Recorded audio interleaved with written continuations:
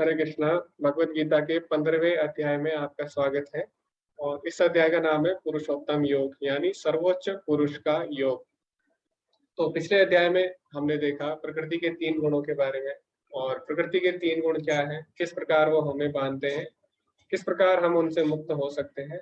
और हमने ये भी देखा कि प्रकृति के गुणों के अनुसार हमारी गति क्या होती है। ऊर्ध्वम गच्छन्ति सत्वस्तो, जो सतोगुणी होता है वो उच्च लोगों की तरफ जाता है। और मध्य तिष्ठन्ति राजसा, जो राजसी लोग होते हैं वो दोबारा से इसी तरह धाम पर जन्म ग्रहण करते हैं। और जो तमोगुणी होते हैं मूढ़ योनिषु चाहते, वो निम्न योनि में जन्म ग्रहण करते हैं। लेकिन जो लोग तीनों गुणों से ऊपर उठ जाते हैं, भगवान ने उनके लक्षणों के बारे में बताया, किंतु उनकी गति क्या होती है, वो कहाँ पे जाते हैं, तो उस विषय में हम इस अध्याय में चर्चा करेंगे। इस अध्याय में भगवान अपने धाम के बारे में बताने वाले हैं, इसीलिए अध्याय बहुत ही महत्वपूर्ण है। श्री भगवान उवाच ऊर्ध्वमूलम् अधम शाखम अश्वत्थम प्राहुरव्ययम् छंदासि यस्य पर्णानि यस्तं वेद स वेदवित्। भगवान ने कहा जाता है कि एक शाश्वत वृक्ष है जिसकी जड़ें तो ऊपर की ओर है और शाखाएं नीचे की ओर तथा पत्तियां वैदिक स्रोत हैं। जो इस वृक्ष को जानता है वह वेदों का ज्ञाता है। तो इस श्लोक में किसी उल्टे वृक्ष की बात भगवान बोल रहे हैं। तो भगवान बोले एक उल्टा वृक्ष है। तो उल्टा वृक्ष हमने कहाँ पर देखा है? क्या किसी ने उल्टा वृक्ष देखा है? हाँ, आप सभी ने देखा है, लेकिन अभी आपको याद नहीं आएगा। तो उल्टा वृक्ष कहाँ पे होता है? उल्टा वृक्ष होता है जब आप किसी वृक्ष की परछाई देखते हो। तो आप नदी के किनारे अगर जाओगे या तालाब के किनारे कोई पेड़ अगर होता है तो वहां पे वृक्ष की परछाई बनती है। तो वहां पे वृक्ष हमें बिल्कुल उल्टा दिखाई देता है। तो भगवान यहाँ पे बताते हैं कि जो संसार है उल्टे वृक्ष के समान है। तो अभी हम जानेंगे ऐसा भगवान क्यों बोल रहे हैं। क्योंकि हमने देखा कि इस संसार में जो भी सुख है वो क्या है, क्षणिक है। तो भगवान क्या बताते हैं, आद्यंतवंत कौनते नतेषु रमते बुधा। इस संसार में जो भी सुख है आदि अंतवंत, यानी उनका आदि भी है और अंत भी है। नतेषु रमते बुधा, और जो बुद्धिमान लोग हैं इसमें भाग नहीं लेते। तो इस संसार के सुख शाश्वत नहीं है। तो यहाँ सुख क्षणिक है। तो कहीं ना कहीं ऐसा जगत भी होगा जहाँ पे सुख शाश्वत है। यहाँ यानी यहाँ पे जो सुख है वो नकली है, लेकिन कहीं ना कहीं ऐसा जगत भी है जहाँ पे वो सुख असली में होते हैं। तो वो जगत कहाँ है? वो भगवान का धाम है। जैसे कि आप अगर देखें, नकली नोट अगर होता है तो नकली नोट अगर होगा तो कहीं ना कहीं असली नोट भी होता है। इसी प्रकार आप देखते होंगे नकली फल भी होते हैं कहीं कहीं जगह पे सजाने के लिए। तो अगर नकली फल है तो असली फल भी होंगे। तो संसार में जो सुख है भगवान बोलते हैं क्षणिक होते हैं। तो कोई ना कोई ऐसा जगत होगा जहाँ पे वो शाश्वत सुख है। तो वो कौन सा है? वो भगवान का धाम है। तो जो भगवान के धाम में सुख है वो शाश्वत है, और जो यहाँ संसार में सुख है वो इसकी परछाई जैसे हैं। तो अगर हमें आपको अगर भूख लगी है और आप अगर आम के पेड़ की परछाई देखते हो तो क्या होगा? आपको उससे सुख मिलेगा। क्योंकि आप अगर आम देखोगे परछाई में तो देखने से आपको सुख तो मिलेगा आम, लेकिन क्या आप उस परछाई से अपनी भूख मिटा सकते हैं? नहीं मिटा सकते। तो परछाई से आपको कुछ देर के लिए सुख मिलेगा, लेकिन उससे आप अपनी भूख नहीं मिटा सकते। अगर आपको भूख मिटानी है तो आपको असली आम के पेड़ पे जाना होगा, असली आम खाने होंगे। आप परछाई को देख के थोड़ी देर के लिए खुश हो जाओगे, लेकिन उससे भूख नहीं मिटेगी। इसी प्रकार इस संसार के जो सुख है वो जो आध्यात्मिक जगत है उसकी परछाई है। तो ये हमें थोड़े समय के लिए खुश कर सकते हैं, लेकिन शाश्वत सुख अगर हमें चाहिए तो वो भगवान के धाम में ही मिलता है। इसीलिए इस अध्याय में जो भौतिक जगत है उसको आध्यात्मिक जगत की परछाई कहा गया है। तो भगवान इसकी तुलना किससे करते हैं? एक उल्टे वृक्ष से करते हैं। तो ये संसार कैसा है? उल्टे वृक्ष यानी परछाई जैसा है। अभी भगवान आगे यहाँ पे क्या बताते हैं, छंदासी इससे पर्णानि। और भगवान बताते हैं इसकी जो पत्तियां हैं वो वैदिक स्रोत हैं। तो वैदिक स्रोत हमें भगवान के बारे में बताते हैं। जो वेदों का ज्ञान है वो हमें भगवान के बारे में बताता है। तो भगवान बोलते भी हैं इसी अध्याय में आगे, वेदेश सर्वेर अहमेव वेद्यो, यानी सारे वेदों के द्वारा भगवान को ही जाना जा रहा है। तो जिस तरह वेदों के द्वारा हम भगवान को जानते हैं, उसी तरह ये जो वृक्ष है भौतिक संसार, इसकी जो पत्तियां हैं उसकी तुलना वेदों से की गई है। क्योंकि पत्तियों से हमें वृक्ष का पता लग जाता है। अगर आप किसी पेड़ की पत्ती देखोगे उससे आप पता लगा सकते हैं कि ये वृक्ष कौन सा है। हर वृक्ष की पत्तियां अलग अलग होती हैं। तो पत्तियों से वृक्ष का पता लगता है। इसी प्रकार इस संसार का पता अगर लगाना है, इस संसार की जड़ क्या है, इस संसार का उद्देश्य क्या है, तो वो हमें वैदिक स्रोतों से पता लगता है इस संसार के वास्तविकता के बारे में। और आगे हम देखते हैं यहाँ पे जो फल है इस वृक्ष में, ये क्या है? ये क्या है? हमारे सकाम कर्मों के जो फल है। तो आपने देखा होगा वृक्ष पे खट्टे फल भी होते हैं, वृक्ष पे मीठे फल भी होते हैं। तो खट्टे फल क्या है? खट्टे फल है जो हमारे पाप कर्मों के फल हैं, और मीठे फल क्या है? वो हमारे पुण्य कर्मों के फल हैं। तो इस वृक्ष पर इस प्रकार हम खट्टे मीठे फल के पीछे भागते रहते हैं। तो जीव की तुलना किससे कर सकते हैं हम? बंदर से। तो जैसे बंदर रहता, बंदर क्या करता है? एक शाखा से दूसरी शाखा तक जाता है, फिर उसके बाद फल खाता है खट्टे मीठे, फिर दूसरी शाखा पे जाता है। इसी प्रकार जीवात्मा इस भौतिक वृक्ष में, जो भौतिक जगत है, उस वृक्ष रूपी भौतिक जगत में एक शाखा से यानी एक जन्म से दूसरे जन्म, दूसरी योनि में भटकती रहती है। तो इस प्रकार हम इसकी तुलना कर सकते हैं। तो प्रभुपाद जी बोलते हैं इस भौतिक जगत के बंधन की तुलना अश्वत्थ के वृक्ष से की गई है। जो व्यक्ति सकाम कर्मों में लगा है उसके लिए इस वृक्ष का कोई अंत नहीं है। वह एक शाखा से दूसरी शाखा में और दूसरी से तीसरी में घूमता रहता है। इस जगत रूपी वृक्ष का कोई अंत नहीं है, और जो इस वृक्ष में आसक्त है उसकी मुक्ति की कोई संभावना नहीं है। वैदिक स्रोत जो आत्मोन्नति के लिए है, वही इस वृक्ष के पत्ते हैं। इस वृक्ष की जड़ें ऊपर की ओर बढ़ती है, क्योंकि वह इस ब्रह्मांड से सर्वोच्च लोक से प्रारंभ होती है, जहां पर ब्रह्मा जी स्थित है। यदि कोई इस मोह रूपी अविनाशी वृक्ष को समझ लेता है तो वह इससे बाहर निकल सकता है। तो ये जो भौतिक वृक्ष है, इसकी जड़ें कहाँ से आरंभ होती है? ब्रह्मा जी के लोक से। तो हमने देखा जो भौतिक जगत है उसमें सबसे ऊंचा लोक कौन सा है? ब्रह्मा जी का है। तो जो भौतिक जगत है इसकी जड़ कहाँ पे? ब्रह्मलोक में है, और ये नीचे की तरफ बढ़ता है, और इसका कोई अंत नहीं है। तो यहाँ पे आप देख सकते हैं आध्यात्मिक जगत है, और फिर यहाँ से जो भौतिक जगत है वो आरंभ हो जाता है, जिसकी तुलना उल्टे वृक्ष से की गई है जो ब्रह्मा जी के लोक से आरंभ होता है। इस प्रकार भगवान आगे बताते हैं इस वृक्ष की शाखाएं ऊपर तथा नीचे फैली हुई हैं और प्रकृति के 3 गुणों द्वारा पोषित हैं। इसकी टहनियां इंद्रिय विषय हैं। इस वृक्ष की जड़ें नीचे की ओर भी जाती हैं, जो मानव समाज के सकाम कर्मों से बंधी हुई हैं।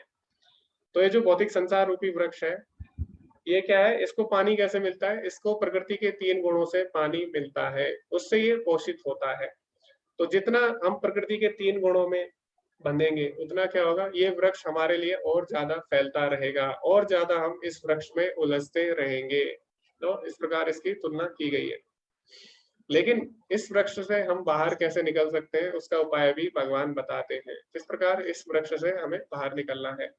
इस वृक्ष के वास्तविक स्वरूप का अनुभव इस जगत में नहीं किया जा सकता। यानी इस जगत में जो वृक्ष है वो केवल आध्यात्मिक जगत की एक परछाई है। इसका वास्तविक स्वरूप इस जगत में नहीं है। कोई भी नहीं समझ सकता कि इसका आदि कहाँ है, अंत कहाँ है, या इसका आधार कहाँ है। ये भौतिक जगत इतना बड़ा है कि जीवात्माएं इससे बाहर नहीं निकल सकती। लेकिन मनुष्य को चाहिए कि इस दृढ़ मूल वाले वृक्ष को विरक्ति के शस्त्र से काट गिराए।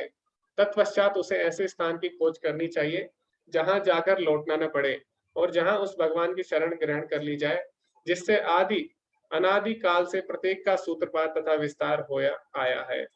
तो भगवान बोले इस वृक्ष को अगर काटना है, इससे अगर बाहर निकलना है, तो एक शस्त्र है जिससे हम इसे काट सकते हैं। वो शस्त्र कौन सा है? विरक्ति का शस्त्र, यानी अनासक्ति। तो जब हम इस भौतिक वृक्ष यानी भौतिक संसार से अनासक्ति रखेंगे तभी हम इससे बाहर निकल सकते हैं। तो भौतिक संसार से अनासक्ति रखने के लिए, विरक्ति रखने के लिए हमें क्या करना होगा? उसके लिए हमें भगवान से जुड़ना होगा। यहाँ पर बताया गया है कि हमें उन भगवान की शरण ग्रहण करनी चाहिए जिनसे सभी का सूत्रपात हुआ है। तो अगर हमें इस भौतिक संसार से विरक्ति चाहिए तो उसके लिए क्या करना होगा? हमें भगवान से जुड़ना होगा। क्यों? क्योंकि विरक्ति का मतलब ये नहीं है कि आप सब चीज छोड़ दें। तो जब हमें उच्च रस का आस्वादन हो जाता है तो हम निम्न रस अपने आप छोड़ देते हैं। तो जैसे कि भगवत गीता दूसरे अध्याय में बोला गया है, विषया विनिवर्तन्ते निराहारस्य देहिना रस वर्जम रसोपेस्य परम दृष्टा निवर्तते। जब किसी को उस उच्च रस का आस्वादन हो जाता है तो वो निम्न रस का त्याग कर देता है। तो इसी प्रकार जब हम भगवान से जुड़ जाते हैं तो इस भौतिक जगत से विरक्ति अपने आप उत्पन्न हो जाती है, और फिर हम इस भौतिक संसार से बाहर निकल सकते हैं। तो भगवान बोलते हैं इस वृक्ष को विरक्ति के शस्त्र द्वारा काटकर इससे बाहर निकला जा सकता है। और फिर उसके बाद हम कहाँ जाते हैं वो भगवान बताते हैं। न तद्भास्यते सूर्यो न शशांको न पावका यत् गत्वा न निवर्तन्ते तद्धाम परमं मम। वह मेरा परम धाम न तो सूर्य या चंद्र के द्वारा प्रकाशित होता है ना अग्नि या बिजली से। जो लोग वहां पहुंच जाते हैं वह इस भौतिक जगत में फिर से लौटकर नहीं आते। तो भगवान यहाँ पे अपने धाम का वर्णन करते हैं। तो हम देखते हैं इस संसार में द्वंद्व है। यहाँ पर आप देखते हैं कुछ समय हरियाली रहती है, फिर दूसरा जब मौसम आता है, दूसरी ऋतु आती है, उसके बाद सूखा पड़ जाता है। गर्मी सर्दी, सुख दुख, मान अपमान, इस प्रकार यहाँ पर चलता है। अंधकार प्रकाश, दिन रात। तो ये संसार द्वंद्व से भरा हुआ है। लेकिन जो भगवान का भौतिक जगत है, जो भगवान का भौतिक जगत है वो द्वंद्व से भरा हुआ है। लेकिन भगवान का जो आध्यात्मिक जगत है, भगवान का अपना धाम है, वहां पे द्वंद्व नहीं है, वहां पे दिन और रात नहीं है, वहां पे सुख और दुख नहीं है, वहां पर केवल सुख ही सुख और प्रकाश ही प्रकाश है। तो इसीलिए भगवान बोले जो भगवान का धाम है वहां पर अंधकार नहीं है। न तत् भाषते सूर्यो न शशांको न पावक। भगवान बोले वहां पर सूर्य चंद्र या अग्नि बिजली नहीं है, और फिर भी वो क्या है, स्वतः प्रकाशित है। तो भगवान के धाम में सूरज या चंद्र की आवश्यकता नहीं है, वो स्वतः प्रकाशित है। क्यों? क्योंकि वहां पे जितनी भी वस्तुएं हैं वो अपने वास्तविक स्वरूप में है। तो वहां पर द्वंद्व नहीं है। तो वहां पर जितनी जीवात्माएं हैं, यहाँ पर जितनी, यहाँ पर की जैसे कि हम यहाँ पे देखते हैं, यहाँ पे जो मृत वस्तुएं हैं, जड़ वस्तुएं हैं, तो जड़ वस्तुओं में प्राण नहीं होते। लेकिन भगवान के धाम में जितनी भी जड़ वस्तुएं हैं वो क्या है, भगवान के भक्ति है और भगवान की सेवा किसी न किसी रूप से करते हैं। तो भगवान के धाम में जितनी भी वस्तुएं हैं वो स्वतः प्रकाशित है। जैसे कि हम देखते हैं भगवान का जो चक्र है उसका भी नाम है सुदर्शन, वो भी भगवान के भक्त है। इसी तरह भगवान की जो बंसी है या भगवान की जो भी वस्तुएं हैं सभी चेतन है। तो इसी प्रकार भगवान के धाम में द्वंद्व नहीं है, और भगवान के धाम में जाने के बाद कोई वापस नहीं आता, क्योंकि वो हमारा परम धाम है, हमारा वास्तविक घर है। तो मैंने आपको पहले भी बताया था कि अगर आप किराए के मकान में रहते हो तो वहां से हमें एक समय बाद जाना पड़ता है। इसी तरह अगर आप कहीं पे पढ़ाई करते हो, हॉस्टल में रहते हो, तो वहां वहां से भी आपको एक समय बाद जाना पड़ता है, जब तक आपकी पढ़ाई खत्म नहीं होती। इसी प्रकार होता है।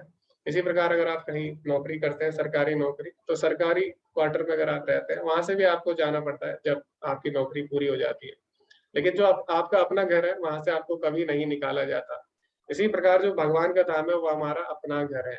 तो अगर हम स्वर्ग लोक में चले जाते हैं, अच्छे काम कर लेते हैं, तो वहां से भी हमें निकाल दिया जाता है जब हमारे पुण्य खत्म हो जाते हैं।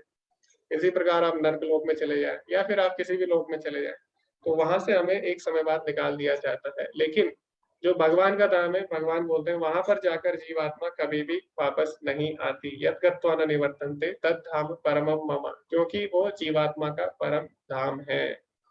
तो इसीलिए अगर हमें इस भौतिक संसार से निकलना है तो हमें भगवान के धाम जाने का प्रयास करना चाहिए। तो आजकल हम देखते हैं सभी लोग दूसरे ग्रह पर जाना चाहते हैं।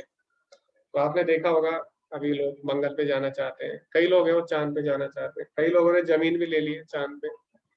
तो प्रभुपाद जी ने एक पुस्तक लिखी है, उस पुस्तक का नाम है easy journey to other planets, यानी दूसरे ग्रहों की सुगम यात्रा। उसमें प्रभुपाद जी बोलते हैं कि लोग दूसरे ग्रहों पर जाना चाहते हैं, लेकिन क्या दूसरे ग्रहों पर जाने से समस्या हल हो जाएगी? क्या दूसरे ग्रह पर जाकर जन्म मृत्यु जरा व्याधि नहीं आएंगी? तो वहां पे भी जन्म होगा, वहां पे भी मृत्यु होगी, वहां पे भी बीमारी होगी, वहां पे भी बुढ़ापा होगा। और दूसरे ग्रह पर जाके भी लोग क्या करेंगे? आहार निद्रा भय मैथुन, यानी खाएंगे सोएंगे, बच्चे पैदा करेंगे और अपनी रक्षा के लिए प्रयास करेंगे।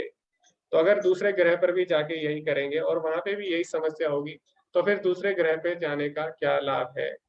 तो हमें क्या प्रयास करना चाहिए? हमें ऐसे ग्रह पे जाना चाहिए जहाँ पे जन्म मृत्यु जरा व्याधि नहीं है।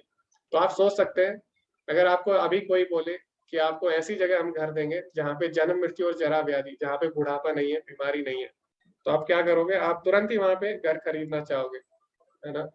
तो आप चाहोगे कि मैं वहां पे घर खरीदूं। लेकिन यहाँ पे ऐसी जगह नहीं है भौतिक जगत में। तो लेकिन ऐसा नहीं है, वो जगह है ही नहीं। वो जगह है, वो कहाँ पे है? भगवान के धाम में है। तो इसीलिए बुद्धिमान व्यक्ति वो होगा जो भगवान के धाम जाने का प्रयास करेगा, जो वास्तविक समस्याओं से छुटकारा पाने का प्रयास करेगा। और हमें कहाँ पे मिलेंगी? वो हमें भगवान के धाम में ही मिल सकती है। तो इसीलिए बुद्धिमान व्यक्ति दूसरे ग्रह पे जाने का प्रयास ना करके भगवान के धाम जाने का प्रयास करेगा, जो कि उसका वास्तविक घर है। और हम देखते हैं दूसरे ग्रह पे अगर हम जाते हैं, वहां जाने के लिए हमें करोड़ों खर्च करने पड़ेंगे, करोड़ों हमें पैसे, करोड़ों धन और बहुत सारा समय हमें लग जाएगा और बहुत हमें प्रतीक्षा करनी पड़ेगी। लेकिन भगवान के धाम जाने के लिए आपको करोड़ों खर्च करने की आवश्यकता नहीं है। पत्रम पुष्पम फलम तोयम, भगवान बोलते हैं पत्र पुष्प फल और जल से भी आप उन्हें प्रसन्न कर सकते हो। तो भगवान की भक्ति बहुत ही सुगम है। इसीलिए प्रभुपाद जी ने अपनी पुस्तक का नाम क्या रखा है, इजी जर्नी, यानी सुगम यात्रा, जहाँ पे आपको ज्यादा धन की भी आवश्यकता नहीं है, ज्यादा समय भी आपको नहीं लगेगा। जितनी गंभीरता से आप भक्ति को लेंगे उतनी जल्दी आप भगवान की प्राप्ति कर सकते हैं। इसी के साथ हम आगे बढ़ते हैं। अभी भगवान बताते हैं कि जो सारी जीवात्माएं उनका वास्तविक घर, वास्तविक धाम कहाँ पे है, भगवान के धाम में है। और सभी जीवात्माएं भगवान की अंश है। ममय वंशो जीव लोके जीव भूता सनातना। लेकिन इस बद्ध जगत में सारे जीव मेरे शाश्वत अंत होने के बाद भी बद्ध जीवन के कारण वे छयों इंद्रियों के कारण घोर संघर्ष कर रहे हैं, जिसमें मन भी शामिल है। भगवान बोले सारे मेरे अंश है, लेकिन इस भौतिक जगत में जब वो इस भौतिक जगत के प्रभाव में आते हैं, माया के 3 गुणों में वो फंस जाते हैं। इसके कारण उन्हें बहुत प्रयास करना पड़ता है भौतिक जगत में। तो जिसके कारण भगवान अपनी यहाँ पर चिंता व्यक्त करते हैं। तो जैसे कोई राजा का बेटा है, और हम देखेंगे अगर कोई राजा का बेटा है और वो क्या कर रहा है, वो अगर सड़क पे जाके वो छोटे छोटे, अगर उसे खुशी चाहिए, सुख चाहिए, उसके लिए उसे बहुत ज्यादा प्रयास करना पड़ रहा है, तो क्या इसमें समझदारी होगी? अगर एक राजा का बेटा सड़क पे जाके भीख मांगेगा तो क्या सही लगेगा? नहीं लगता। तो इसी प्रकार जो हम लोग हैं, हम लोग भगवान के अंश हैं। हम लोग क्या है, भगवान के अंश है, जो अनंत कोटि ब्रह्मांड के स्वामी हैं। तो जब इस भौतिक जगत में हम छोटे छोटे सुख के लिए इतना अधिक प्रयास करते हैं, तो भगवान वही बोलते हैं यहाँ पे कि ये बात बिल्कुल भी सही नहीं है। तो जो आध्यात्मिक जगत है वहां पर सारे सुख पहले से ही उपलब्ध है, लेकिन भगवान से द्वेष के कारण, ईर्ष्या के कारण और अपनी इंद्रिय तृप्ति के कारण जब हम इस संसार में छोटे छोटे सुख के लिए इतना संघर्ष करते हैं, तो भगवान यहाँ पर अपनी चिंता व्यक्त करते हैं। तो इसमें कहानी भी आती है। जैसे एक राजा होता है, उसका बेटा एक बार घर छोड़कर चला जाता है। तो वो बोलता है कि मुझे भी अपना राज्य चाहिए, अपना अलग राज्य चाहिए। लेकिन पिता उसको बोलता है कि तुम राज्य का क्या करोगे, क्योंकि तुम्हें तो सारी चीजें मिल रही है, जो मुझे मिल रही है वही चीजें तुम्हें भी मिल रही है, तो तुम अपने राज्य का क्या करोगे? तो लेकिन जो बच्चा होता है वो जिद करता है, राजकुमार, और वो घर छोड़कर चला जाता है। वो बोलता है नहीं। तो फिर उसके बाद वो जाता है। तो कुछ दिन बाद, भटकने के बाद, जब राजा को उस पर दया आती है, तो राजा अपने मंत्री को भेजता है, और फिर मंत्री उसको बोलता है कि आप घर आ जाइए, आपके पिता आपको बुला रहे हैं। तो लेकिन जो राजा का बेटा होता है उसके मन में अभी भी द्वेष होता है, तो वो नहीं जाता। तो बोलता है नहीं, मैं क्या करूंगा, मैं खुद से संघर्ष करूंगा और मैं किसी के सहारे नहीं रहूंगा। तो इस प्रकार अपने पिता से द्वेष करने लगता है, और कुछ समय बाद वो भीख मांगने लगता है सड़कों पे। तो फिर राजा क्या करता है, राजा फिर भी उस पर दया करता है। राजा इस बार अपने मंत्री को भेजता है और बोलता है कि तुम उसे ये मत बताना कि तुम मेरे मंत्री हो, और तुम क्या करो, उसे एक नौकरी दे दो। तो इस प्रकार राजा का मंत्री इस बार वेश बदल कर जाता है और उसको कोई नौकरी दे देता है।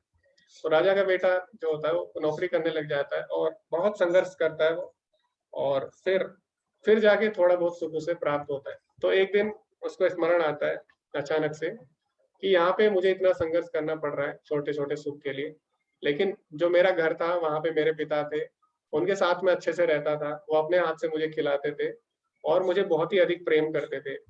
तो अगर इस संसार की जगह, इस संसार की सेवा करके मुझे छोटा सा सुख मिल रहा है, अगर मैं अपने पिता की सेवा करता तो मैं अपने पिता के साथ रहता, वो भी खुश रहते, मैं भी खुश रहता, और हम मिलके काम करते।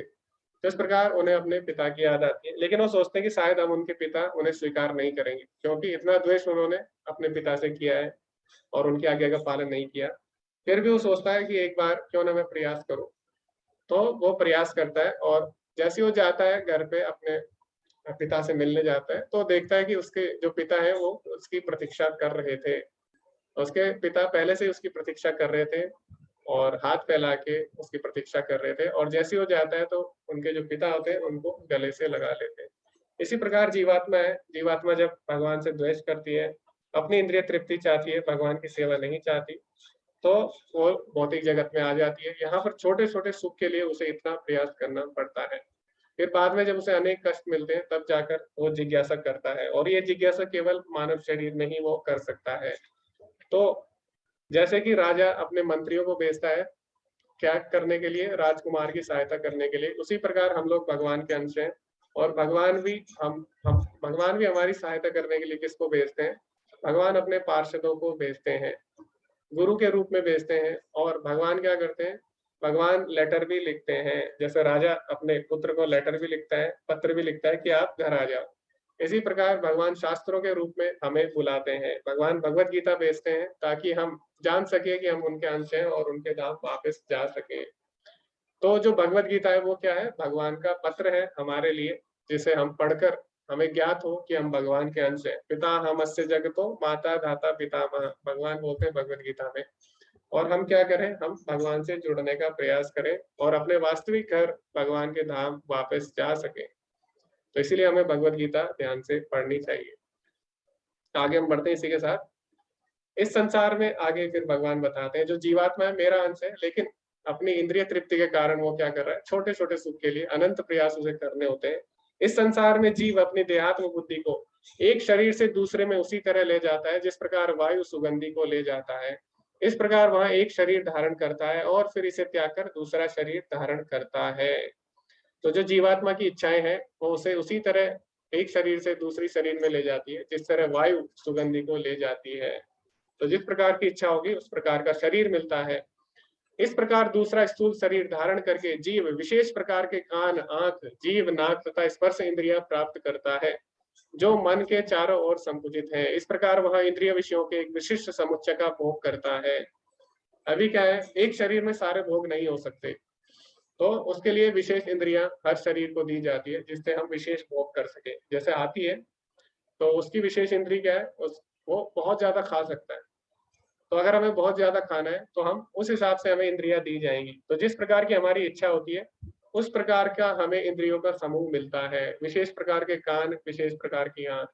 तो जैसे अगर आप अगर आप समुद्र में जाते हैं तो आपके लिए वहां के लिए अलग कपड़े पहनने होते हैं। और आपने देखा होगा कई लोग कई लोग दूसरे ग्रह पे जाते हैं तो वहां के लिए अलग कपड़े पहनने पड़ते हैं। आप ऑफिस जाते हैं वहां के लिए अलग कपड़े पहनने पड़ते हैं। तो इसी प्रकार जीवात्मा क्या करती है? विशेष प्रकार का शरीर धारण करती है विशेष प्रकार की इच्छाओं के लिए, तो उसे विशेष प्रकार की इंद्रियां प्राप्त होती है। आगे भगवान क्या बताते हैं? उत्क्रामंतम स्थितम वापि भुंजानवाम गुणान्वितम विमूढ़ानानुपश्यन्ति पश्यन्ति ज्ञान चक्षुषा। मूर्ख न तो समझ पाते हैं कि जीव किस प्रकार अपना शरीर त्याग सकता है, ना ही वह यह समझ पाते हैं कि प्रकृति के 3 गुणों के अधीन वह किस प्रकार से शरीर का भोग करता है। लेकिन जिसकी आंखें ज्ञान से प्रशिक्षित होती है वह यह सब देख सकता है। भगवान बोलते हैं जो मूर्ख लोग हैं वो कभी भी इस बात को नहीं समझ पाएंगे कि वो प्रकृति के 3 गुणों में फंस चुके हैं। और जब तक उन्हें ये पता नहीं लगेगा वो प्रकृति के 3 गुणों में फंस चुके हैं तब तक वो इससे बाहर निकल नहीं सकते। तो उसके लिए आवश्यक है आध्यात्मिक ज्ञान। तो जब किसी को आध्यात्मिक ज्ञान प्राप्त होगा तभी वो इससे बाहर निकल सकता है, तभी वो इसको जान सकता है। तो जैसे एक मैकेनिक है, जैसे आपकी अगर गाड़ी खराब होती है तो आपको नहीं पता लगेगा कि गाड़ी की समस्या क्या है, और जब तक समस्या पता नहीं लगेगी तब तक आप उसे हल नहीं कर सकते। लेकिन जो मैकेनिक है उसको तुरंत पता लग जाएगा, यहाँ तक कि वो आपकी गाड़ी खोलेगा भी नहीं। आप अगर बताएंगे उसको ये समस्या है तो वो सुन के ही पता लगा लेता है। क्यों? क्योंकि उसको ज्ञान प्राप्त है। इसी प्रकार जब किसी व्यक्ति को ज्ञान प्राप्त हो जाता है, दिव्य ज्ञान, तो उसे अधिक प्रयास नहीं करना पड़ता इस संसार से बाहर निकलने के लिए। आत्म साक्षात्कार को प्राप्त प्रयत्नशील योगी जन यह स्पष्ट रूप से देख सकते हैं, लेकिन जिनके मन विकसित नहीं है और जो आत्म साक्षात्कार को प्राप्त नहीं है वह प्रयत्न करके भी यह नहीं देख पाते कि क्या हो रहा है। तो अभी भगवान यहाँ पे बताते हैं कि उसके लिए हमें प्रयास करना होगा। जैसे कि योगी जन होते हैं जो भगवान के भक्त होते हैं वो इस बात को समझ सकते हैं, लेकिन जिनके मन में भक्ति नहीं है वो कभी भी भगवान के बारे में नहीं समझ सकते। वो चाहे कितना भी प्रयास कर ले इस भव सागर से बाहर नहीं निकल सकते। उसके बाद भगवान बताते हैं कि जो जीवात्मा है किस प्रकार भगवान से अलग होती है, किस प्रकार उसको विशेष प्रकार की इंद्रियां प्राप्त होती हैं। लेकिन भगवान से अलग होने के बाद भी भगवान हमसे अलग नहीं होते। तो हम भले ही भगवान से अलग हो जाए लेकिन भगवान हमसे अलग नहीं होते। तो जैसे एक पिता का जब पुत्र घर से चले जाता है पिता से झगड़ा करके, तो पुत्र तो घर से भाग जाता है, पुत्र को कोई लेना देना नहीं है घर पे क्या हो रहा है, पिता का क्या हाल है। लेकिन पिता की चिंता, पिता का जो मन है हमेशा पुत्र में ही रहता है ध्यान। तो क्या करता है, कहीं ना कहीं से उसकी खबर लेता रहता है कि उसका क्या हुआ, वो कैसा है। तो जैसे हमने देखा जो राजा अपने मंत्रियों को भेजता है देखने के लिए कि उसका जो पुत्र है वो कैसा है। तो इसी प्रकार हम भले ही भगवान से द्वेष करें, भगवान से अलग हो जाए, लेकिन भगवान हमसे कभी भी अलग नहीं होते। भगवान हमेशा हमारे साथ रहते हैं। तो ये बात हमें पता नहीं लगती क्योंकि हम भगवान से द्वेष करके अलग हो चुके हैं। लेकिन भगवान हमेशा हमारे साथ रहते हैं, वो हमारी हर गतिविधि का ध्यान रखते हैं। कैसे रखते हैं, किस प्रकार से हमारे साथ रहते हैं, वो हम इन श्लोकों में जानेंगे। तो भगवान बोलते हैं, गामविष्या च भूतानि धारयामहमोजसा पुष्पामि चोषधि सर्वा सोमभूत्वा रसात्मकः। मैं प्रत्येक लोक में प्रवेश करता हूँ और मेरी शक्ति से सारे लोग अपनी कक्षा में स्थित रहते हैं। मैं चंद्रमा बनकर समस्त वनस्पतियों को जीवन रस प्रदान करता हूँ। तो भगवान सारे लोगों में अपनी शक्ति के रूप में प्रवेश करते हैं। उसके बाद भगवान बताते हैं जितने भी ग्रह हैं सारे मेरी शक्ति से ही अपनी कक्षा में स्थित हैं। तो जैसे हम विज्ञान में पढ़ते हैं, तो विज्ञान में नियम है कुछ जिनसे हम तय करते हैं कि इन नियमों से सारे ग्रह अपनी कक्षा में घूम रहे हैं। जैसे गुरुत्वाकर्षण का नियम है, तो इस प्रकार अनेक नियम है जिससे संसार चलता है और जो ग्रह है ये भी अपनी कक्षा में घूमते हैं। लेकिन अगर नियम है तो नियम बनाने वाला भी होता है। जैसे कि हम शतरंज खेलते हैं, तो शतरंज में कुछ नियम होते हैं, तो क्या वो नियम अपने आप से आए? नहीं, वो नियम किसी ने बनाए। तो इसी प्रकार ये सृष्टि कुछ नियमों से चलती है। तो वो नियम किसने बनाए हैं? भगवान यहाँ पे बोल रहे हैं वो मेरी शक्ति के कारण है। तो नियम बनाने वाले कौन है सृष्टि के? वो भगवान स्वयं है। तो भगवान ही इस सृष्टि के नियम बनाते हैं, इस सृष्टि को उसके अनुकूल बनाते हैं ताकि हम यहाँ पर रह सकें।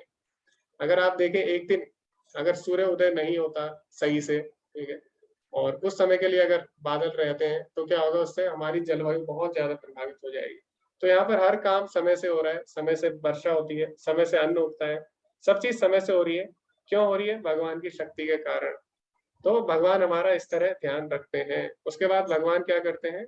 भगवान बोलते हैं, मैं ही चंद्रमा बनकर समस्त वनस्पतियों को जीवन रस प्रदान करता हूँ। तो जितनी भी खाने की वस्तुएं हैं उनमें स्वाद कैसे आता है? उनमें स्वाद आता है चंद्रमा के प्रकाश से। तो भगवान क्या करते हैं? हम पे कृपा करते हैं कि जितनी भी वस्तुएं उनमें स्वाद डालते हैं चंद्रमा के प्रकाश के द्वारा। तो इतना भगवान हमारा ध्यान रखते हैं। आगे भगवान बोलते हैं, ये तो हो गया बाहर से कैसे भगवान हमारा ध्यान रखते हैं। अब भगवान अंदर से भी हमारा ध्यान रखते हैं। कैसे? अहम वैश्वानरो भूत्वा प्राणिनाम देहमाश्रिता प्राणापान समायुक्तः पचान्यान चतुर्विधाम। मैं समस्त जीवों के शरीरों में पाचन अग्नि हूँ और मैं श्वास प्रश्वास प्राणवायु में रहकर 4 प्रकार के अन्नों को पचाता हूँ। तो भगवान बोल रहे हैं मैं ही पाचन अग्नि हूँ। तो जब भी आप खाना खाते हो तो आपको ध्यान नहीं देना पड़ता। आप नहीं सोचते कि अब मैं खाने को निकलूंगा, अब मैं खाने को बचाऊंगा, अब मैं खाने को बाहर निकालूंगा। ये सब हमें नहीं करना पड़ता, ये सब अपने आप हो रहा है। लेकिन मैंने आपको पहले भी बताया था कि कोई भी चीज अपने आप नहीं होती। अपने आप अगर कोई चीज हो रही है तो उसको इस तरह किसी ने बनाया होगा कि वो अपने आप हो रही है। तो भगवान बोलते हैं कि जो पाचन अग्नि है और जो अन्न पचाने की क्षमता है वो मेरे कारण ही शरीर में आती है। तो जब हम कोई अन्न ग्रहण करते हैं तो भगवान ही हमारी सहायता करते हैं। भगवान ही पाचन अग्नि के द्वारा हमारे अन्न को पचाने में सहायता करते हैं।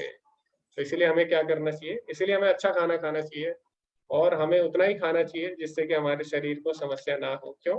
क्योंकि भगवान स्वयं इसमें हमारी सहायता करते हैं। तो हमें भगवान को ज्यादा कष्ट नहीं देना चाहिए और ज्यादा गलत चीजें नहीं खानी चाहिए और ज्यादा नहीं खाना चाहिए, क्योंकि इससे क्या होगा, भगवान को पचाने के लिए और प्रयास करना पड़ेगा।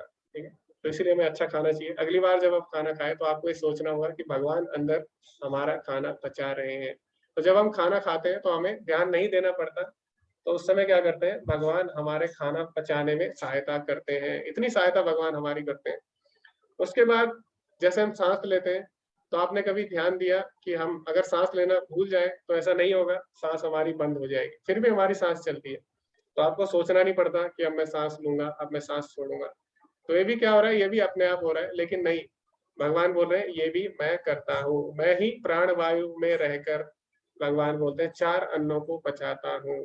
तो 4 प्रकार के अन्न कौन से होते हैं? पहला पहले प्रकार का अन्न है जिसको हम चबा कर खाते हैं, जैसे रोटी हो गया, चावल हो गया। फिर दूसरे प्रकार का जो अन्न यानी ग्रहण करने की वस्तु है, उसमें पीने की चीजें आ गई, और उसमें आता है दूध, आता है पानी, आता है और बहुत सारी चीजें आती है, रस आता है। और फिर तीसरे प्रकार का जो भोजन हो गया वो जिसे हम चाट कर खाते हैं, जैसे शहद हो गया और च्यवनप्राश हो गया इत्यादि। और जो चौथे प्रकार का है उसे चूस कर, जैसे कि आम हो गया या कोई फल हो गया या गन्ना हो गया, इस प्रकार। तो 4 प्रकार के अन्न बताए गए हैं आयुर्वेद में।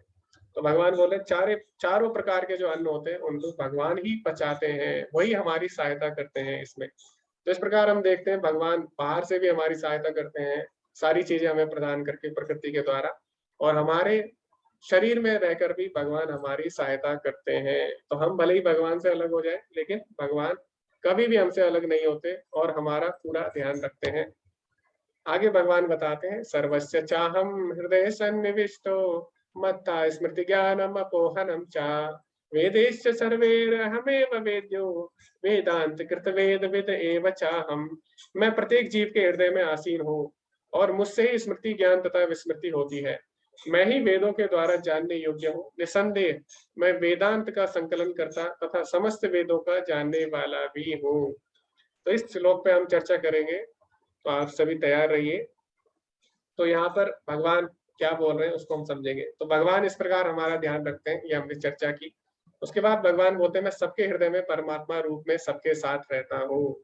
तो भगवान हमें हर क्षण हमारे साथ रहते हैं, हमें देखते हैं और हमारा ध्यान रखते हैं। उसके बाद भगवान बोल रहे हैं, यहाँ तक कि जो स्मृति यानी याद करने की क्षमता है, स्मरण करने की क्षमता और ज्ञान और भूलने की क्षमता, वो भी मेरे कारण ही जीवात्मा में आती है। तो जब भी अगर आप कोई चीज भूल जाए तो हमें प्रार्थना करनी चाहिए भगवान से कि वो हमें याद आ जाए, क्योंकि भगवान ही इसमें हमारी सहायता करते हैं, भगवान यहाँ पे बोलते हैं। और सारे वेदों का उद्देश्य क्या है? भगवान को जानना। तो कई लोग हैं वो बहुत ज्यादा वेद पढ़ते हैं, लेकिन अगर वो भगवान की भक्ति नहीं कर रहे हैं तो इसका मतलब उन्होंने वेद नहीं पढ़े, क्योंकि वेदों का तात्पर्य है भगवान को समझना है। यहाँ पे भगवान बोलते हैं, वेदेश्च सर्वैर अहमेव वेद्यो।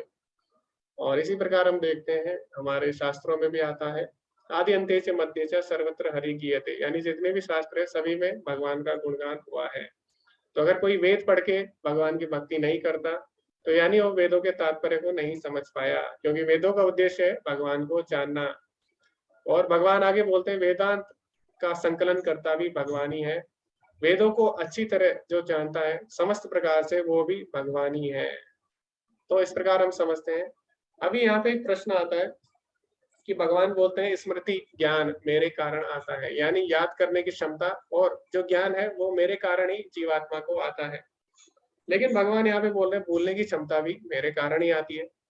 तो ऐसा क्यों? भगवान ने हमें भूलने की क्षमता क्यों दी है? तो याद करने की हम समझ सकते हैं। तो याद करने तो अच्छी चीज है, हम याद कर सकते हैं किसी चीज को, हम जो पहले गलती हुई है उसको नहीं करेंगे। और जैसे आप परीक्षा देते हैं उसमें अगर याद आ गई, लेकिन भूलना तो सही नहीं है। मान लीजिए आपने इतनी मेहनत की दिन रात और आप कोई चीज भूल जाते हैं, तो फिर वो तो गलत है ना। तो अगर भगवान हमें याद करने की क्षमता देते हैं तो फिर भूलने की क्षमता क्यों देते हैं? क्योंकि भूलने की क्षमता से तो हमारा नुकसान हो रहा है। कोई बता सकता है भगवान ने भूलने की क्षमता हमें क्यों दी? ओके, हरे कृष्णा हेमंत प्रभु जी।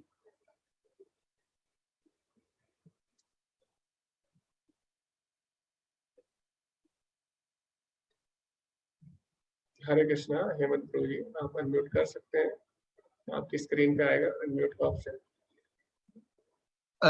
मेरे मानने के अनुसार जिस तरह से हम अपने अच्छाइयों को, अपने सुखों को, भगवान को, उनको याद रखना जरूरी है, उसी तरह हम जो दुख पाते हैं किसी भी वजह से, उनको समय समय पर भूल करके आगे बढ़ना भी जरूरी है।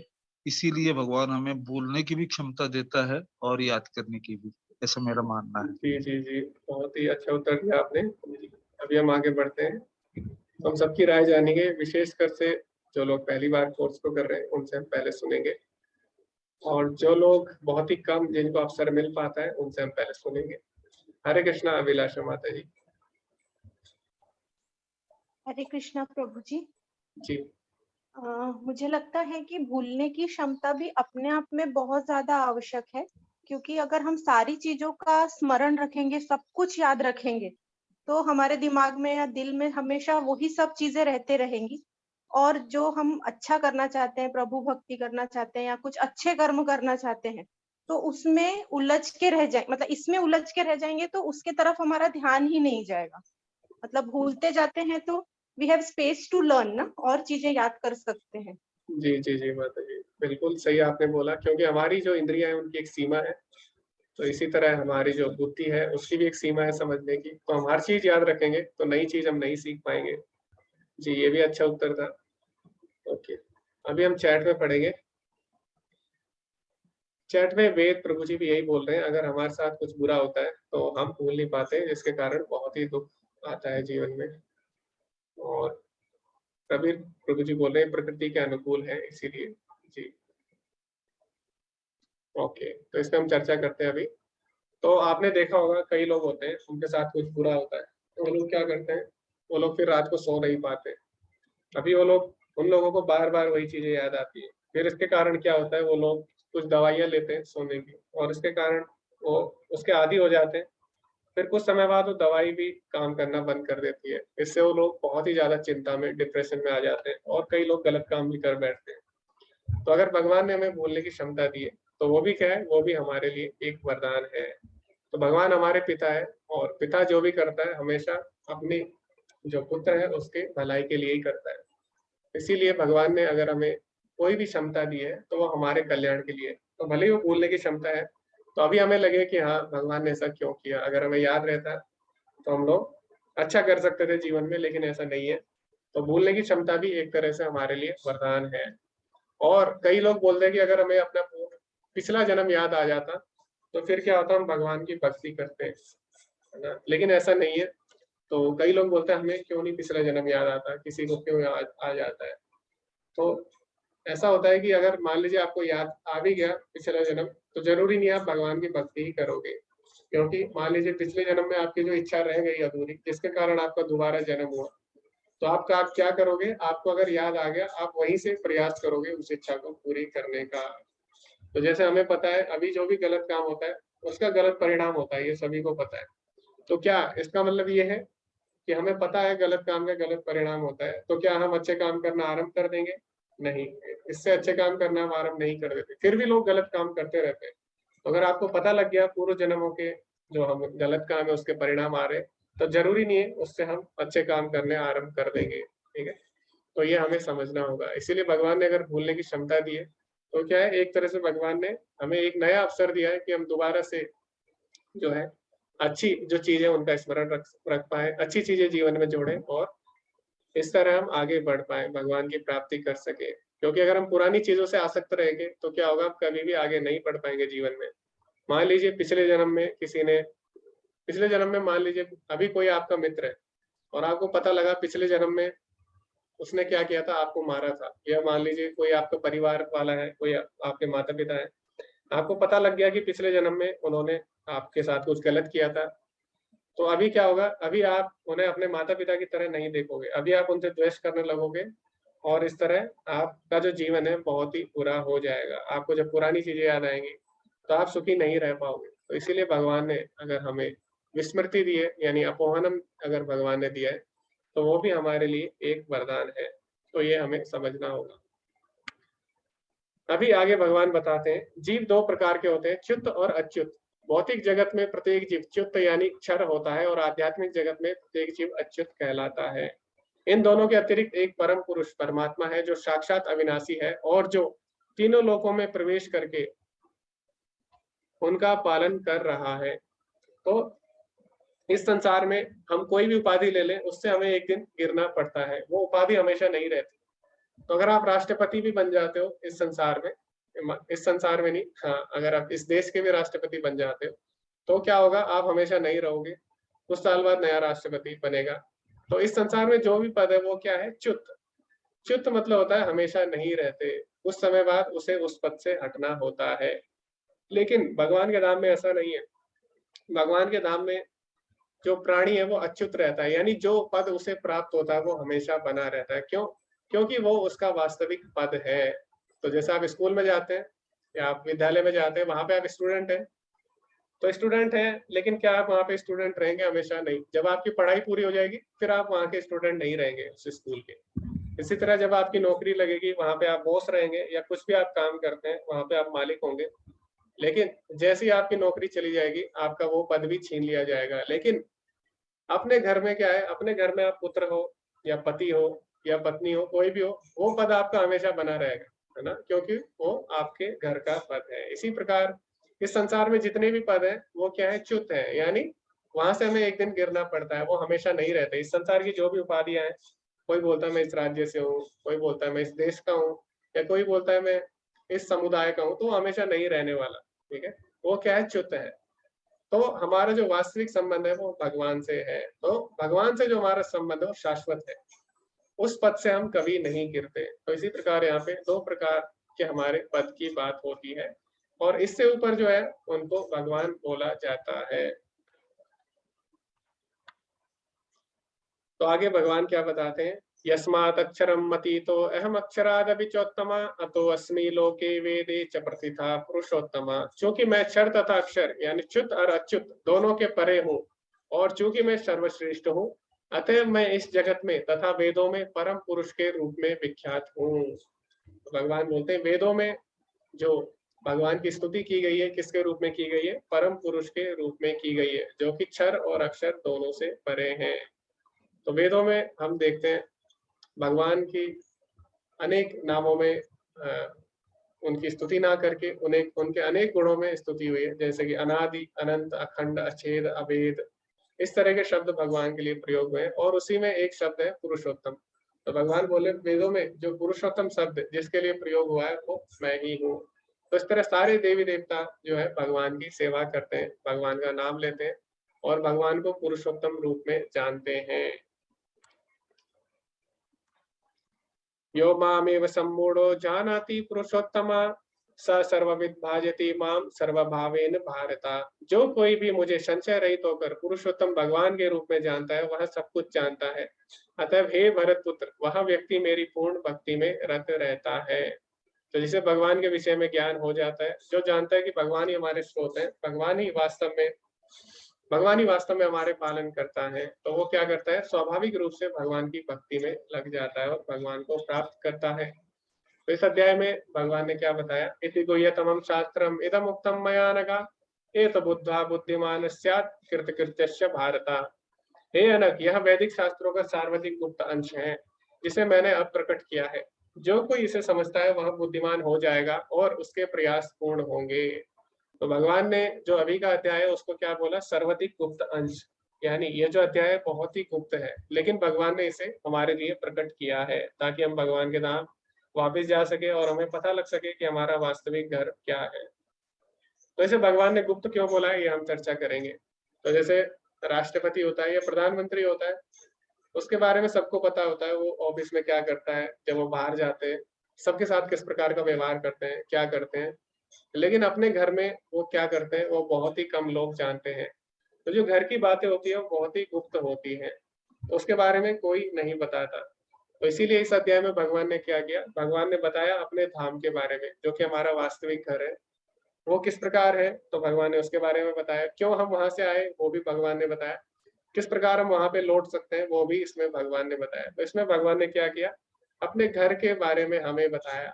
तो जैसे एक राजा होता है, राजा पूरे जो प्रजा होती है सबका राजा होता है और पूरे राज्य का राजा स्वामी होता है, लेकिन राजा का एक अपना घर भी होता है।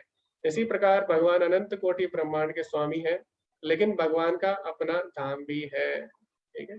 तो वही हमारा वास्तविक घर है। तो उसके बारे में भगवान ने इसे इसमें हमें बताया, इसीलिए जो अध्याय है इसको सार्वधिक गुप्त अंश बोला गया है। तो इसी के साथ ये अध्याय समाप्त होता है। तो हमें जानना है कि वास्तव में सब कुछ भगवान का है और भगवत गीता से हमें अपनी दृष्टि बदलनी होती है। तो भगवत गीता हमारे जीवन में बहुत ज्यादा परिवर्तन ला सकती है, हमारी सोचने की क्षमता भगवत गीता बदलती है, और किस प्रकार हम अपने आप को भगवान से जोड़कर देख सकते हैं। जैसे कि यहाँ पे कोई व्यक्ति है, इनको अगर कोई चिढ़ाता है, तो जैसे कोई इनको अगर मूर्ख बोलता है तो ये क्या होंगे, एकदम क्रोधित हो जाएंगे। वहीं अगर कोई भगवान का भक्त है तो क्या सोचता है, हाँ मैं मूर्ख हूँ जिसने कृष्ण को छोड़ दिया और यहाँ पीड़ित हूँ। इस प्रकार भगवत गीता हमारी मानसिकता बदलती है।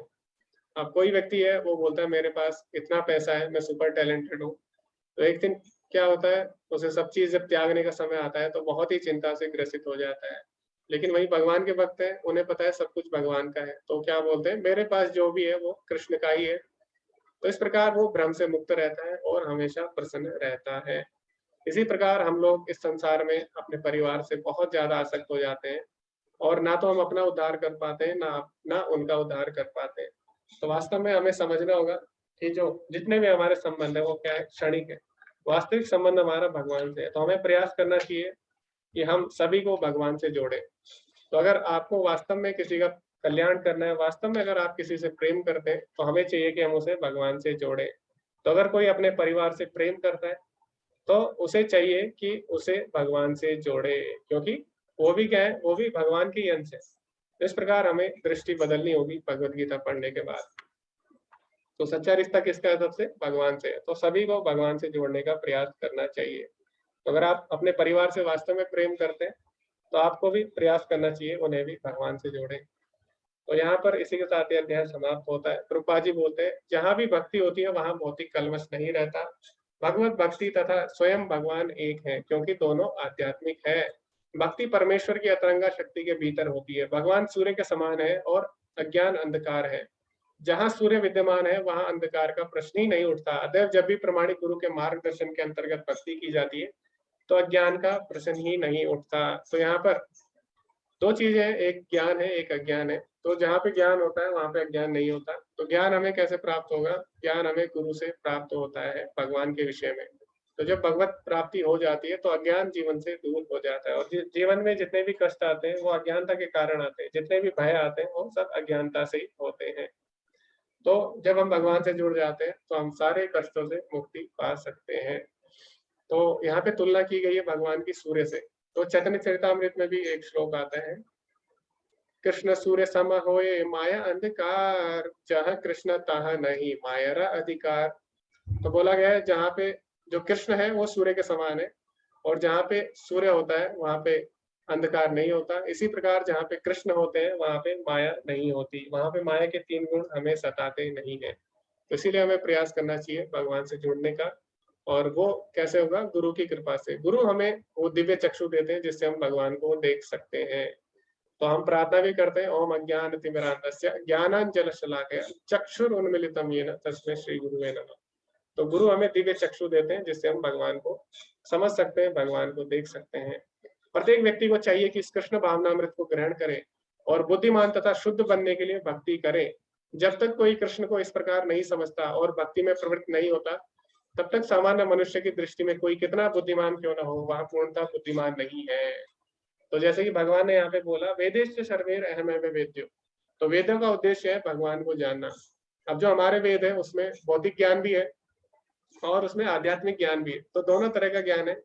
लेकिन उनका प्रयोजन क्या है, उनका प्रयोजन एक ही है, वो है भगवान को जानना। अगर कोई कितना भी बड़ा ज्ञानी हो, उसके पास अगर बहुत ज्यादा भौतिक ज्ञान भी है, लेकिन अगर वो भगवान को नहीं जानता, तो यहाँ पर रूपा जी बोलते हैं वो बुद्धिमान नहीं है वास्तव में। क्यों? क्योंकि वो ज्ञान के प्रयोजन को नहीं समझ सका, ज्ञान का लक्ष्य क्या है उसको नहीं जान सका। तो उसे भले ज्ञान कितना भी हो, तो बुद्धिमान नहीं बोला जाएगा जब तक उसको भगवान के विषय में ज्ञान नहीं है। अनग का अर्थ होता है निष्पाप। जब तक मनुष्य पाप कर्मों से मुक्त नहीं हो जाता, तब तक कृष्ण को समझ पाना कठिन है। उसे समस्त कलमश, समस्त पाप कर्मों से मुक्त होना होता है, तभी वहां समझ सकता है। लेकिन भक्ति इतनी शुद्ध तथा शक्तिमान होती है कि एक बार भक्ति में प्रवृत्त होने पर मनुष्य स्वतः निष्पाप हो जाता है। तो यहाँ पर हमने देखा पिछले श्लोक में, आप देखेंगे तो अर्जुन को निष्पाप कहकर भगवान बुलाते हैं। तो यहाँ पर मयानग करके भगवान बुलाते हैं, आप देख सकते हैं मयानगा। तो अनग मतलब होता है जो कि सभी पापों से मुक्त हो जाता है। तो जब कोई सभी पापों से मुक्त होगा तभी वो भगवान के विषय में समझ सकता है। लेकिन सभी पापों से मुक्त कैसे होते हैं, वो भगवान की भक्ति कर कर ही होते हैं। भगवान की भक्ति करके जब हम सभी पापों से मुक्त हो जाते हैं तब हम भगवान को समझ सकते हैं। सबसे महत्वपूर्ण बात जिस पर विजय पानी है वह है हृदय की दुर्बलता। पहला पतन प्रकृति पर प्रभुत्व जताने की इच्छा के कारण होता है। तो पहला पतन हमारे भौतिक जगत में कब होता है, जब हम खुद स्वामी बनना चाहते हैं, हम भी प्रकृति पर अपना प्रभुत्व जताना चाहते हैं। जैसे राजा का बेटा था, वो भी राजा बनना चाहता था, तो लेकिन राजा बोलता है उसको तुम्हें तो सब चीजें प्राप्त हो रही है, फिर राजा की क्या आवश्यकता है। तो इस प्रकार जब हम भी भगवान बनना चाहते हैं, हमारे अंदर भी भोग की इच्छा आती है, स्वामित्व की, तो हमारा पहला कारण होता है पतन का। दूसरी हृदय की दुर्बलता है, जब कोई अधिकाधिक प्रभुत्व जताने की इच्छा करता है, तो अब भौतिक पदार्थ के स्वामित्व के प्रति आसक्त हो जाता है। इस संसार की सारी समस्या इन्हीं हृदय की दुर्बलताओं के कारण है। इस अध्याय के प्रथम 5 श्लोकों में हृदय की इन्हीं दुर्बलताओं से अपने को मुक्त करने की विधि का वर्णन हुआ है और छठे श्लोक से अंतिम श्लोक तक पुरुषोत्तम योग की विवेचना हुई है। तो हृदय की दुर्बलता यानी जब हम बहुत ज्यादा आसक्त हो जाते हैं और मोहित हो जाते हैं, उस समय हम सही निर्णय नहीं ले पाते, तो उसको हृदय की दुर्बलता बोला गया है। तो जब हम भोग की इच्छा करते हैं, तो हम जो भोग की वस्तु है उनसे आसक्त हो जाते हैं, जिसके कारण हृदय की दुर्बलता आती है। जैसे अभी अर्जुन है, अर्जुन अभी यहाँ पे मोहित हो जाता है हृदय की दुर्बलता के कारण। कार्पण्य दोषो उपद स्वभाव पृच्छामि त्वाम धर्म सम्मूढ़ चेता। तो धर्म सम्मूढ़ चेता मतलब होता है हृदय की दुर्बलता। तो अर्जुन बोलता है दूसरे अध्याय, अब ऐसा क्यों हुआ? क्योंकि वो अपने परिवारजनों से बहुत ज्यादा आसक्त हो गया था। तो अगर कोई पुलिस वाला है, अगर कोई उसका भाई है, अगर वो चोरी करता है, तो उसको क्या करना है? उसके भाई को भी उसको जेल में डालना होता है। लेकिन अभी अर्जुन क्या कर रहा है? अपने परिवार से इतना ज्यादा आसक्त हो गया कि वो उनके सारे अपराध भूल जाता है। तो हृदय की दुर्बलता के कारण ही मनुष्य क्या करता है? सही निर्णय नहीं ले पाता, जिससे क्या होता है? इस भौतिक जगत में और ज्यादा वो फंस जाता है। लेकिन किस प्रकार इस हृदय की दुर्बलता को कम किया जाए, उसका उपाय भगवान ने इस अध्याय में दिया है। और भगवान ने बोला है विरक्ति के शस्त्र से इसको हम काट सकते हैं। विरक्ति कैसे होगी? जब भगवान से रति होगी। तो जब भगवान से प्रेम होगा, अपने आप सांसारिक चीजों से हम लोग क्या करेंगे? ऊपर उठ सकेंगे और भगवान से जुड़ सकेंगे। और इस जो संसार रूपी वृक्ष है, इसको काटकर हम वास्तविक वृक्ष तक पहुंच सकेंगे, जो कि भगवान का धाम है। इसी के साथ ही अध्याय समाप्त होता है। आप सभी का धन्यवाद। हरे कृष्ण। आज हम 2 अध्याय करने वाले थे, पर क्योंकि समय बहुत हो गया और ये अध्याय बहुत ही महत्वपूर्ण भी है, इसीलिए किसी का कोई प्रश्न है तो आप हैंड रेज कर सकते हैं या फिर आप चैट में भी लिख सकते हैं।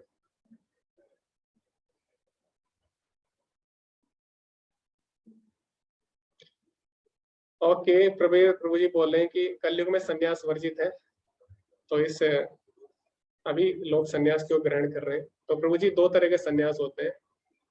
तो एक होता है मायावाद संन्यास। उसमें क्या होता है? हम ये समझते हैं कि सब चीज माया है, तो हमें सब चीज त्यागनी है, तो उसको मायावाद संन्यास बोला जाता है।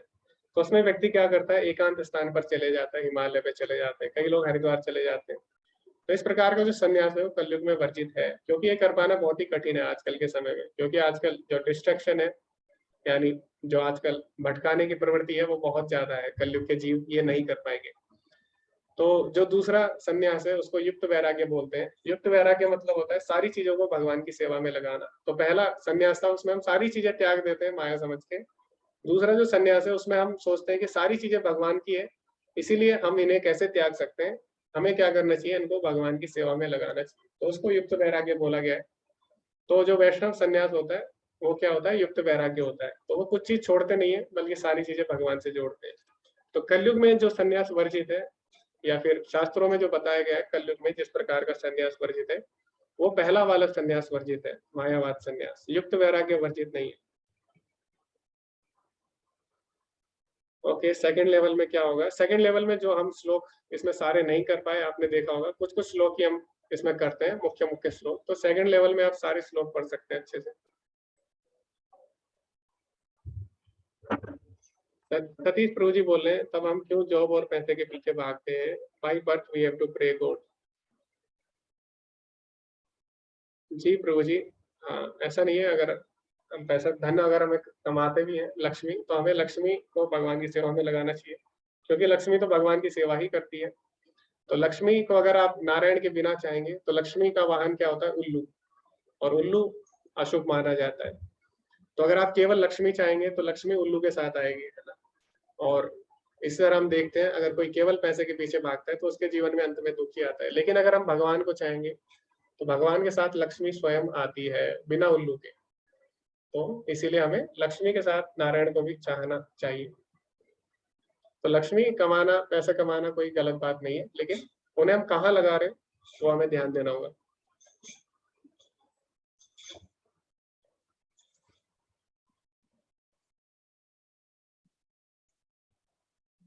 ओके, वेद विकास प्रभु जी कुछ पूछ रहे हैं। जैसे कि इस अध्याय में बताया गया है, हम दूसरे प्लेनेट के खोजना करके भगवान की भक्ति से अपने परमानेंट घर को जाना चाहिए। तो क्या डेवलपमेंट करना सही नहीं है क्या भक्ति के साथ? क्यों लोग कल्याण के लिए भी तो स्पेस एक्सप्लोर करना चाहिए? जी प्रभु जी, बिल्कुल करना चाहिए। लेकिन अगर कोई व्यक्ति केवल स्पेस एक्सप्लोर कर रहा है और अपने जीवन के वास्तविक उद्देश्य को नहीं जान रहा, तो सारे प्रयास व्यर्थ हो जाते हैं। क्योंकि आप भौतिक डेवलपमेंट जितना भी कर लें, तो जब तक आध्यात्मिक डेवलपमेंट नहीं करेंगे तो क्या होगा, संसार का विनाश ही होगा। अभी आप देखें, हम भौतिक डेवलपमेंट इतना कर चुके हैं, लेकिन अगर आप अल्टीमेटली देखें तो संसार किसकी तरफ जा रहा है? संसार विनाश की तरफ ही जा रहा है। प्रदूषण और ज्यादा बढ़ रहा है, ग्लोबल वार्मिंग और ज्यादा बढ़ रही है, और ज्यादा हम लोग पतन की तरफ जा रहे हैं, पेड़ पौधे कम होते जा रहे हैं।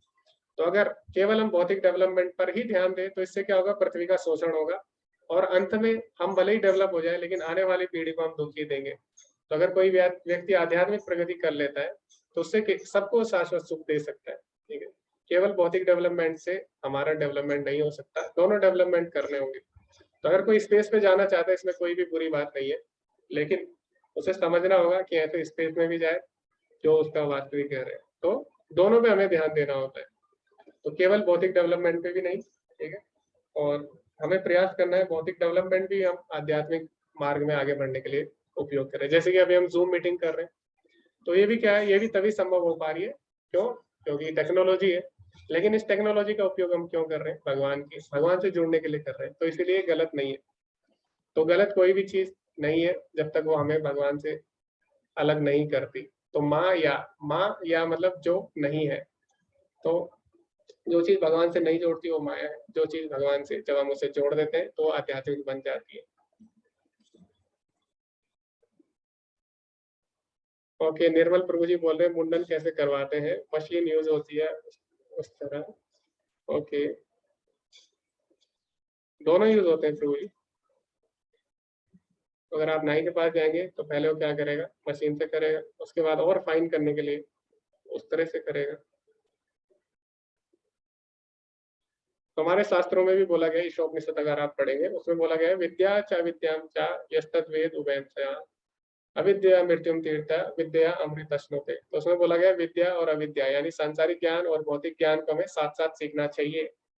और विद्या च विद्याम च यस्तद्वेद उभयं च अविद्या मृत्युम तीर्थ, जो अविद्या के कारण बार बार हमारा जन्म मरण हो रहा है यानी भौतिक ज्ञान के कारण, तो विद्या के कारण हम उससे बाहर निकल सकते हैं। तो दोनों हमें साथ साथ सीखनी है प्रभु, और हमें प्रयास करना चाहिए भौतिक ज्ञान को भी आध्यात्मिक ज्ञान में, आध्यात्मिक ज्ञान या आध्यात्मिक मार्ग में प्रगति करने के लिए लगाएं।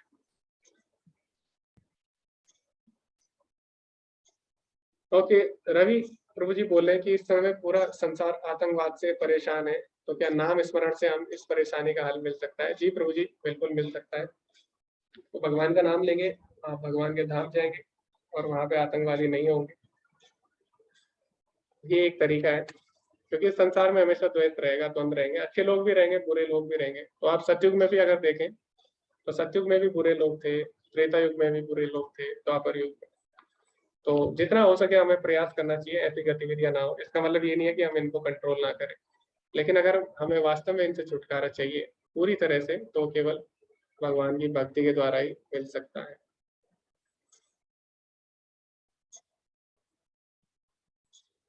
हरे कृष्णा सुधीर प्रभु जी। गुरु जी प्रणाम। मैं एक तो ये जानना चाह रहा था, जिज्ञासा थी कि महाराज भरत अपना पूर्व जन्म वो क्यों नहीं भूले? जी प्रभु जी, तो भगवान ने बोला भगवान भूलने की क्षमता देते हैं और भगवान याद करने की भी क्षमता देते हैं। तो भगवान वही हमारे साथ करते हैं जो हमारे लिए सही होता है। तो भरत महाराज के लिए वो कल्याणकारी था, क्योंकि भरत महाराज को जब स्मरण आया कि किस प्रकार उन्होंने अपना जीवन व्यर्थ कर दिया, तो उन्होंने क्या किया, उन्होंने इस जन्म में अच्छे से भक्ति की, और जब वो हिरण बने तो उन्होंने सारी चीजें त्याग दी। तो हिरण का झुंड उन्होंने त्याग दिया। उसके बाद उन्होंने प्रण किया, हिरण की सबसे ज्यादा आसक्ति होती है हरी घास से। तो भरत महाराज ने प्रण लिया कि अब मैं हरी घास नहीं खाऊंगा। पिछले जन्म में आसक्ति के कारण मुझे हिरण बनना पड़ा, हो सकता है इस जन्म में मैं हरी घास से आसक्त हो जाऊं, अगले जन्म में हरी घास में बनना पड़े। तो क्या करते हैं, फिर इस जन्म में प्रण लेते हैं केवल भगवान से आसक्ति रखेंगे और सूखी घास खाऊंगा। और क्या करते हैं, साधु की कुटिया के पास चले जाते हैं और भगवत कथा सुनते रहते हैं। अच्छा। तो इस प्रकार भगवान ने उनके लिए उनको इसलिए स्मरण दिया क्योंकि उनके कल्याण के लिए था। अगर जी। भगवान हमें स्मरण दे देंगे तो हो सकता है हमारे कल्याण के लिए ना हो, हम जो पिछले ना जन्म हो में पाए। हमारी अधूरी इच्छा है उन पे हम लग जाए। तो इसीलिए भगवान जो भी कर रहे हैं, किसी को स्मृति दे रहे हैं, किसी को नहीं दे रहे, हाँ। तो कहीं ना कहीं उसमें उनका कल्याण हाँ। छुपा है। जैसे माता पिता है, किसी बच्चे को पैसे देते हैं, किसी को नहीं देते, उन्हें पता रहता है कि अगर मैं इस बच्चे को पैसे दूंगा ये गलत काम कर लेगा, तो किसी के माता हाँ। पिता उसको पैसे देते हैं, किसी के नहीं देते। तो क्यों? जी। उनको पता है बच्चा क्या करेगा। इसी प्रकार भगवान कभी कभी हमें स्मरण शक्ति दे देते हैं, कभी कभी नहीं देते, क्योंकि हाँ। उनको पता है हमारे लिए क्या सही है क्या गलत है। ठीक है प्रभु जी? हाँ। दूसरी जिज्ञासा ये थी, ये जो पेड़ है अध्यात्म का, तो इसकी जड़ें जैसे ऊपर ब्रह्मा जी से सृष्टि हुई, इसलिए ऊपर जड़ है इसकी, और ये पोषित हो रहा है तीनों गुणों से प्रकृति के। तो ये जो नीचे आया है, तो जनरली पेड़ में तो जैसे किसी में जामुन लग रहा है, किसी में आम लग रहा है, तो ऊपर की तरफ उसके फल लगते हैं।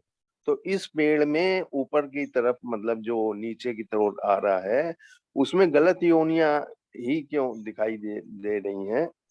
ये जरा सा और जड़ नीचे क्यों आ रही है, वो बात समझ में नहीं आ रही। ओके, तो ये जड़ है, ये क्या है, ये हमें और ज्यादा उलझा रही है। अच्छा। तो जड़ जीवात्मा को और ज्यादा बांध रही है, इसीलिए वो नीचे की तरफ आ रही है प्रभु जी, जीवात्मा के पास उसको बांधने के अच्छा। लिए। अच्छा। और इस पेड़ में फल नहीं लगते मतलब? इसमें लगते हैं, इसमें खट्टे फल भी हैं, मीठे फल भी हैं। खट्टे फल क्या है? जो हमारे पाप कर्मों के फल हैं। मीठे फल हाँ। क्या है? जो हमारे पुण्य कर्मों के। तो हम इससे बहुत ज्यादा आसक्त हो जाते हैं। जैसे आप देखा होगा, अगर हम बहुत सारे जामुन ले लें तो उसमें कुछ खट्टे जामुन भी आते हैं, कुछ मीठे हाँ। भी। लेकिन हम जामुन खाना नहीं छोड़ते, हम लगे रहते हैं। बीच में खट्टे जी। आते हैं, बीच में मीठे। इसी प्रकार जो जीवात्मा है वो क्या करती है, संसार में से दुख भी आता है, फिर भी वो इस संसार से आसक्ति नहीं छोड़ती, फिर भी वो प्रयास करती है कहीं ना कहीं उसे सुख मिल जाए, कहीं ना कहीं मीठा जामुन मिल जाए। तो इस प्रकार जी। खट्टे जामुन, मीठे जामुन, पाप कर्म पुण्य कर्म दोनों में इतने आसक्त हो जाते हैं, तो फिर इस जो संसार का जो जड़ है और ज्यादा उसे जकड़ लेती है। जी। जी जी बहुत प्रभु जी, बहुत धन्यवाद गुरु जी। धन्यवाद प्रभु जी। हरे कृष्णा। ओके, किसी का कोई प्रश्न नहीं है जी? लेवल 2 का लिंक ग्रुप में आ जाएगा आपका। ओके, धन्यवाद सभी का। अगर किसी का कोई प्रश्न नहीं है, इसी के साथ आज का अध्याय हम समाप्त करेंगे, समय हो चुका है। हरे कृष्णा ध्रुव, आप वैष्णव प्रणाम मंत्र बोलना चाहेंगे? वांशाकल्पतरुभ्यश्च कृपा सिंधु एव च पतितानां पावनेभ्यो वैष्णवेभ्यो नमो नमः। अनंत कोटि वैष्णव की जय। जय श्री प्रभुपाद जी की जय। जय। हरे कृष्णा, धन्यवाद सभी का।